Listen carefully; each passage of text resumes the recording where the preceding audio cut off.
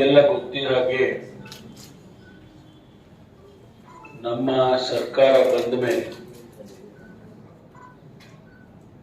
ಸಂವಿಧಾನದ ಬಗ್ಗೆ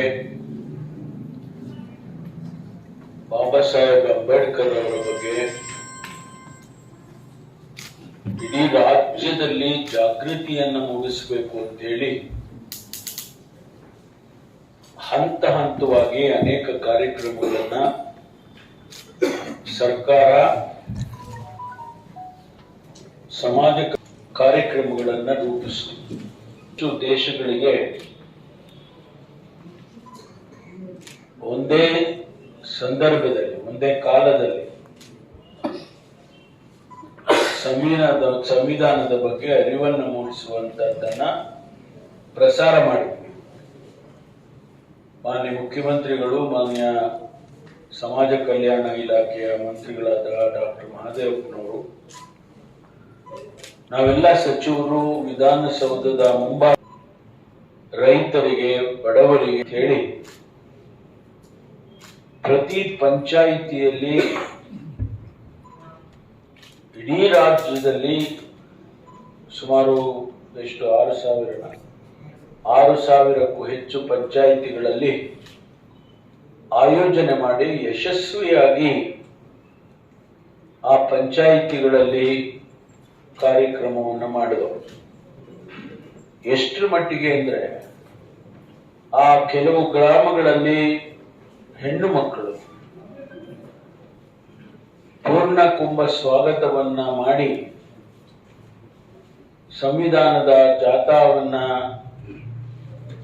ಬರಮಾಡಿಕೊಂಡು ಆ ಸಂವಿಧಾನದ ಬಗ್ಗೆ ಕೆಲವು ಸಂಬಂಧಪಟ್ಟಂತವರು ಆಡುವಂತ ಮಾತುಗಳನ್ನ ಕೇಳುವುದರ ಜೊತೆಗೆ ಅದರಲ್ಲಿ ಭಾಗಿಯಾಗಿದ್ದನ್ನ ನೋಡಿದ್ರೆ ಇಡೀ ರಾಜ್ಯದಲ್ಲಿ ಗ್ರಾಮೀಣ ಭಾಗದಲ್ಲಿ ಸಂವಿಧಾನದ ಪರಿಚಯವನ್ನ ಮಾಡಿದ್ದು ಯಶಸ್ಸಾಯಿತು ಅಂತ ಹೇಳಿ ನಮಗೆ ಅನ್ಸುತ್ತೆ.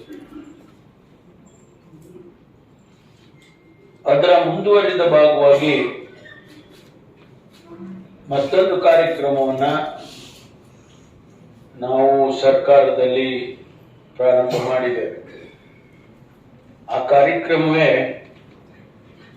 ಇಡೀ ರಾಜ್ಯಾದ್ಯಂತ ಒಂದು ಐತಿಹಾಸಿಕವಾದಂತ ಕಾರ್ಯಕ್ರಮ, ಮಾನವ ಸರಪಳಿಯನ್ನ ಇಡೀ ರಾಜ್ಯದಲ್ಲಿ ನಿರ್ಮಾಣ ಮಾಡಿ ಸಂವಿಧಾನ ಮತ್ತು ಸಂವಿಧಾನದ ಪ್ರಾಮುಖ್ಯತೆಯನ್ನ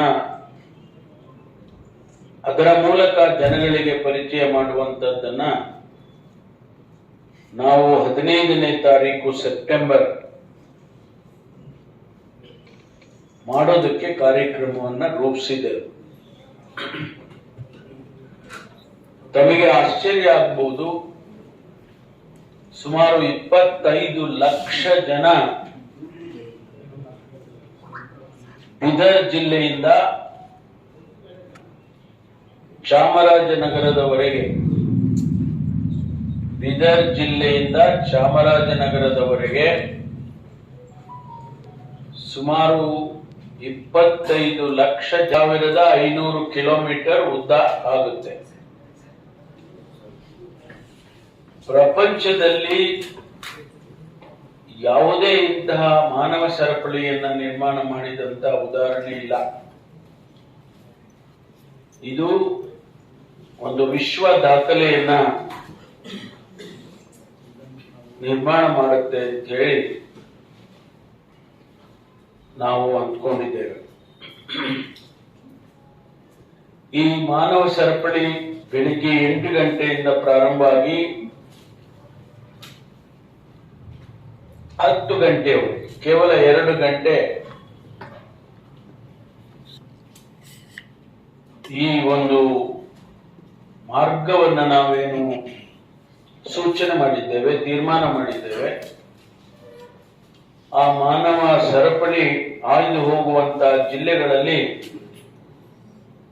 ಬೆಳಿಗ್ಗೆ 8 ಗಂಟೆಯಿಂದ 10 ಗಂಟೆವರೆಗೆ ಜನರು ಒಬ್ಬರಿಗೊಬ್ಬರು ಕೈ ಹಿಡ್ಕೊಂಡು ನಿಂತಿರ್ತಾರೆ.